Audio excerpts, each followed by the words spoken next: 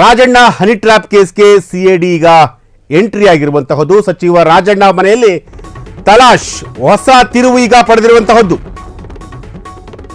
CID ಅಧಿಕಾರಿಗಳಿಂದ ರಾಜಣ್ಣ ಮನೆಯಲ್ಲಿ ಪರಿಶೀಲನೆ. ಸಿಐಡಿ ಡಿಐಜಿ ವಂಶಿಕೃಷ್ಣ ಅವರ ನೇತೃತ್ವದ ತಂಡದಿಂದ ಈಗ ರಾಜಣ್ಣ ಅವರ ಮನೆಯಲ್ಲಿ ಪರಿಶೀಲನೆ ನಡೀತಿರುವಂತಹದ್ದು. ಎಸ್ಪಿ ರಾಘವೇಂದ್ರ, ಡಿವೈಎಸ್ಪಿ ಕೇಶವ್ ಅವರ ತಂಡ ಈಗ ಸಾಥ್ ಕೊಟ್ಟಿರುವಂತಹದ್ದು. ಯಾರಿಗೆ? ವಂಶಿಕೃಷ್ಣ ಅವರಿಗೆ.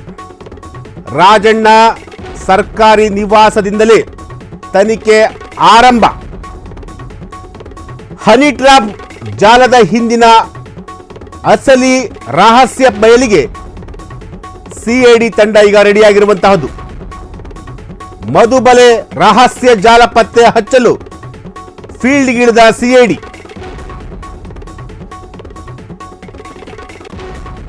ಎಸ್, ಹನಿ ಮೇಲೆ ಈಗ ಸಿಐಡಿ ಕಣ್ಣ ಹಾಕಿರುವಂತಹದ್ದು. ಈಗಾಗಲೇ ರಾಜಣ್ಣ ಅವರ ಸರ್ಕಾರಿ ನಿವಾಸದಿಂದಲೇ ಸಿಐಡಿ ಅಧಿಕಾರಿಗಳು ತನಿಖೆಯನ್ನು ಮಾಡ್ತಿರುವಂತಹದ್ದು. ಮೊನ್ನೆಯಷ್ಟೇ ಗೃಹ ಸಚಿವರಿಗೆ KN ರಾಜಣ್ಣ ಹೋಗಿ ಒಂದು ದೂರನ್ನು ಕೂಡ ಕೊಟ್ಟಿದ್ರು. ಅಂದರೆ ಅವರ ಬಳಿ ತಮಗಾದಂತಹ ನೋವಿನ ಬಗ್ಗೆ ಎಲ್ಲವನ್ನೂ ಕೂಡ ಹಂಚಿಕೊಂಡಿದ್ರು. ಅದಾದ ನಂತರ ರಾಜಣ್ಣ ಅವರ ಮಗ ರಾಜೇಂದ್ರ DGIG ಅಲೋಕ್ ಮೋಹನ್ಗೆ ದೂರನ್ನು ಕೊಟ್ಟರು. ಆ ಒಂದು ದೂರಿನ ಆಧಾರದ ಮೇಲೆ ಪ್ರಕರಣವನ್ನು ಈಗ ಸಿಐಡಿಗೆ ಹಸ್ತಾಂತರ ಮಾಡಿರುವಂತಹದ್ದು. ಸಿಐಡಿ ಅಧಿಕಾರಿಗಳು ರಾಜಣ್ಣ ಅವರ ಸರ್ಕಾರಿ ಬಂಗಲೆಯಿಂದ ತನಿಖೆಯನ್ನು ಶುರು ಮಾಡಿರುವಂತಹದ್ದು. ಸಿಐಡಿ SP ರಾಘವೇಂದ್ರ ಜೊತೆಗೆ DYSP ಕೇಶವ್ ಅವರ ತಂಡ ಈಗ ಸಿಐಡಿ DIG ವಂಶಿಕೃಷ್ಣ ಅವರ ನೇತೃತ್ವದ ತಂಡದಿಂದ ಈಗ ಪರಿಶೀಲನೆ ಶುರುವಾಗಿರುವಂತಹದ್ದು.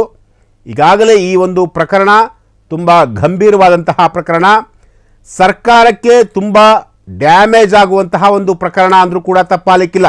ಯಾಕೆಂದರೆ ಸಚಿವ ರಾಜಣ್ಣ ಅವರು ಸದನದಲ್ಲೇ ತನಗಾದಂತಹ ನೋವಿನ ಬಗ್ಗೆ ಪ್ರಸ್ತಾಪ ಮಾಡಿದರು. ಹನಿ ಟ್ರ್ಯಾಪ್ ಆಗಿದೆ ಅನ್ನೋ ಒಂದು ಮಾತನ್ನು ಕೂಡ ಸದನದಲ್ಲೇ ಪ್ರಸ್ತಾಪ ಮಾಡಿದರು. ಸೊ ಹಾಗಾಗಿ ಈ ಒಂದು ಪ್ರಕರಣ ತುಂಬ ಗಂಭೀರವಾದಂತಹ ಒಂದು ಪ್ರಕರಣ. ಈ ಪ್ರಕರಣದ ಹಿಂದೆ ಯಾರೇ ಇದ್ದರೂ ಕೂಡ ಅವರ ಮೇಲೆ ನಿರ್ದಾಕ್ಷಿಣ್ಯವಾಗಿ ಕ್ರಮವನ್ನು ಜರುಗಿಸ್ತೀವಿ ಅಂತೇಳಿ ಈಗ ಗೃಹ ಸಚಿವರಾದಂತಹ ಪರಮೇಶ್ವರ್ ಹಾಗೆ CM ಸಿದ್ದರಾಮಯ್ಯ ಅವರು ರಾಜಣ್ಣ ಅವರಿಗೆ ಭರವಸೆ ಕೊಟ್ಟಿದ್ದರು.